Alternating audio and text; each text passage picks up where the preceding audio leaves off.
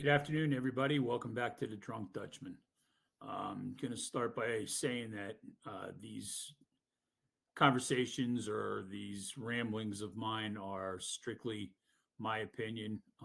Obviously, I respect everybody else's opinion. If you agree, if you don't agree, doesn't change anything as far as what I think of you. And if we have a friendship, it doesn't affect our friendships at all. Um, we are now a week and plus away from the inauguration, and things are happening rather quickly. My take on this is that it still kind of baffles me that the mainstream media and the forever Trump haters and the people that are talking heads like The View and Jimmy Kimmel and so many other late night people and things like that are just can't wrap their head around the fact that the Trump is our president now. Full disclosure, as I've said many times, I did not vote for Donald Trump. I did not vote for Kamala Harris. So I don't really have a stake in it. I voted for a down ballot protest vote, if you will, because I didn't think either one of these candidates were uh, up for the task of running the country. I did say in my latest episode that I thought that our country needed a businessman, in that Donald Trump is, whether he's had failures or not. All of the people that are successful in life have had failures at some point in their lives, and I pointed that out in the last episode. But what I don't get is that the media, this mainstream media, keeps harping on the fear mongering and the um, negativeness of their tone against our president.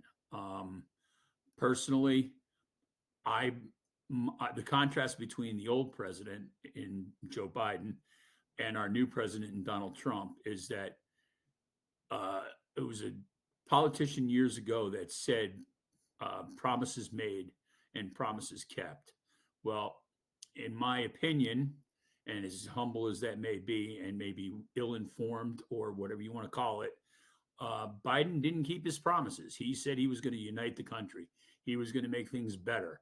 I realize that part of his tenure was during the COVID years, but we were lied to about that.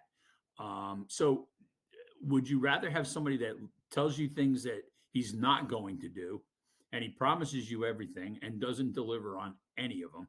Because all the things that happened during his administration, like he claims he created, you know, millions of billion upon millions of jobs. Well, no, he really didn't create those jobs. He reinstated them by opening up the country because the liberal side and the Democrats decided that it was very important to lock everybody up, not be socialized, not be able to go out and do what they want to do and live a free life.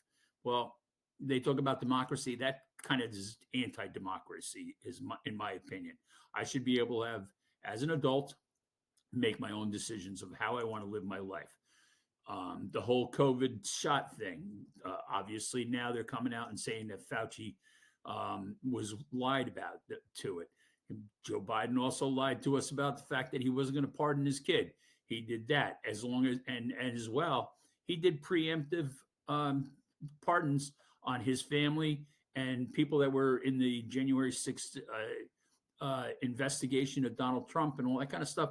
And it makes no sense. Who does that? If they're not guilty and they haven't been charged with anything, then why are you pardoning them? So I personally would rather have somebody that is told us what he was going to do up front, like Donald Trump did. He said he was going to deport the illegals that were here, not in a legal way. He was going to send them back to their original homes. He's doing that. He said he was going to fix the government and cut down the waste, and he's in the process of doing that. I would rather have somebody that tells me that he's going to do something and goes ahead and does it, whether you like it or not. Look, there are things that I don't like about what Donald Trump is doing. Don't get me wrong. There are a lot of things. I mean, the main thing that I see that he's trying to do is the birthright immigration thing. If you are born here in the United States, that if you're born to non-citizens, that you are automatically an American citizen. He wants to take that away. Well, that would mean that pretty much all of us would be sent back home to wherever we came from, because I know in my family, I'm the first person to be born in this country of immigrant parents, because both my parents were Dutch citizens. They were not United States citizens when I was born. So I'd be on the next plane back to Holland. Uh, Point of the matter is that I don't agree with that. Do I think that the law should be a little bit more strict as far as how you do it? Because if you come here on vacation and you have a kid, that's a gray area. If you're here illegally and you just come here to have a baby so your baby can stay, and then that means that you get to stay, that's not exactly what the law says. If you're here on the proper with the proper documentation, and you're here with the one of the 6 ways that you can come here, whether it's a green card for a working at visa, or if you're here on diplomatic purposes, or if you're here for education wise or whatever, those are all valid reasons that you can be here, and your child, if you should have one, be an American citizen. But coming to this country illegally, unlike what my parents did and many of your parents did and your forefathers, they came here, abided by the rules, waited their time. They came with passports, they came with visas, they came with whatever, and they became citizens, whether by taking the oath or naturalized after a certain amount of time. They became citizens and incorporated themselves into the country, and came here for um, to make themselves and their lives better for not only their families but for themselves. And I'm 100% behind that. Do it the legal way. I have no problem with that. There are many, many, many hardworking people that are not United States citizens, and I believe that they should have the right to stay here. The people that I don't want to have to, that I don't want here, are the people that are mooching off the hardworking backs of people in this country. They come here illegally. They want everything and anything, and half of them are criminals or whatever. I mean, you look at some of the stuff that's going on; it's ridiculous, and you can't tell me that the media doesn't see that. They don't want you to see that. Just like they didn't want you to see the decline of Joe Biden. Everybody saw it with their own eyes, but they hid it. They all knew. We don't know who the president was for the last 4 years, because it certainly wasn't Joe, because he was already demonstrated that he was not able to handle it. And that's why he dropped out, or was forced to drop out of the race, because he was going to lose anyway. And then Kamala wound up losing too. 77 million people voted for Donald Trump. I was not one of them. Only 75 million people voted for Kamala Harris. That's your choice. I'm happy for you that that you got that choice. And there are many, many people that have died to allow you to have that. And again, these are just my opinions. It's not going to change my friendship with people. If they want to choose to, ignore me or whatever the case may be, well, that's on them. I don't harbor any ill will to anybody that voted for Kamala.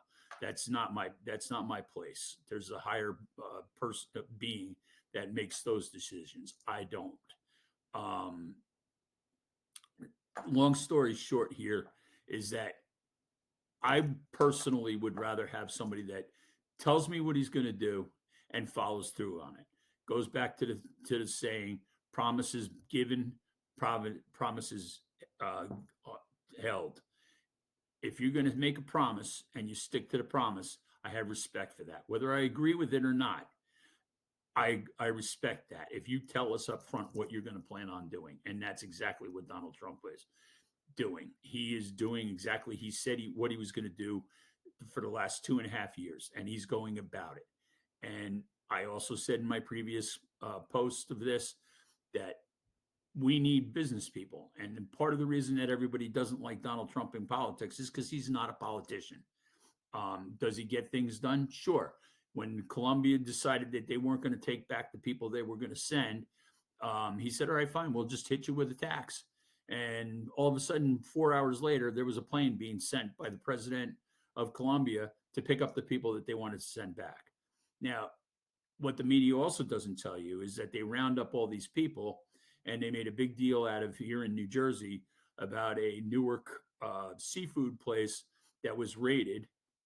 They detained 50 people, one of which was a United States um, soldier that was didn't have the proper documentation, so they held him until he was able to get that. Once he got that, he was let go. Out of the 50 people they detained, they arrested 3 and put them on a plane to send them back to where they came from. I'm okay with that. You vet them out. If they have they can produce the proper documentation, and it's not forgery or it's not fake or any of that kind of stuff. I have no problem with them staying here because they're probably working hard. They're working hard to make their families a better life, and I'm okay with that. But the ones that are not here with proper documentation, those are the people that need to go back. Go wait your turn, wait online, and then come back and talk to us then. If you're a convicted felon in another country, your ass is going back home, is my opinion. That's the only way it can work. And I think it would be better for our country, and it'll be better for the situation in general. And I know that this sounds harsh in a lot of ways. I got people that have said, oh, we should love everybody, we should do this, we should do that. Agreed, but don't say that and then have this deep hatred for the current president, because that doesn't work in my book. That's being hypocritical, and it's certainly not what brings this country together. And the only way we're going to do that is if we can agree to disagree. And I know that sounds corny, and a lot of people don't agree with that, but that's the only way we're going to get together. And that's the only way we're going to make this country great, and we're going to be stronger for it, and we can reunite. Because, again, the politicians that are there and have been there forever, like the Joe Bidens of the world, who've been in politics for 50 years and doesn't really have a whole lot of acclamations to his name. Because if he was proud of what he did, he would have said that, and he would have boasted about it on TV, and he would have been more present and more visible than what he was, because they were hiding whatever his deficiencies were, even though with our own eyes we could see him declining on a daily basis. So stop lying to us. Get your heads out of your asses. Accept that Donald Trump is the president. You don't have to like it, but he is the president of the United States. And there's presidents in the past that I didn't like either, but I respected the fact that they were the president, whether it was Obama, whether it was Biden, whether it was Jimmy Carter, whether it was Richard Nixon, whoever it was, he was the president of the United States. And that position deserves the respect from everybody in this country. And I realize that we're a free nation and we have the right to speak our minds, but that doesn't mean that you can just go ahead and bash and discredit everything that the current president is doing. Because in my opinion, most of what he's doing is right for our country, and it's going to make our country better. With that, I wish you all a great day. God bless you. Thanks for listening. And if you have any comments, please leave them on the web page, which is drunkdutchman.com. I'll do the best I can to answer them. Make comments in the Facebook or the Twitter pages that it gets posted to.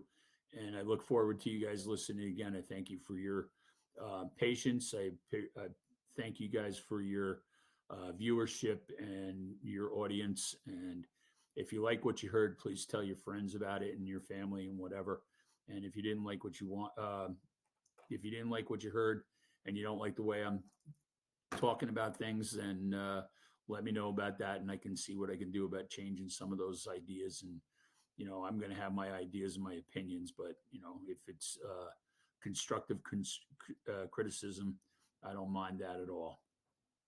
In the meantime, have a great day. May God bless you all. And thanks again for listening. Have a great day.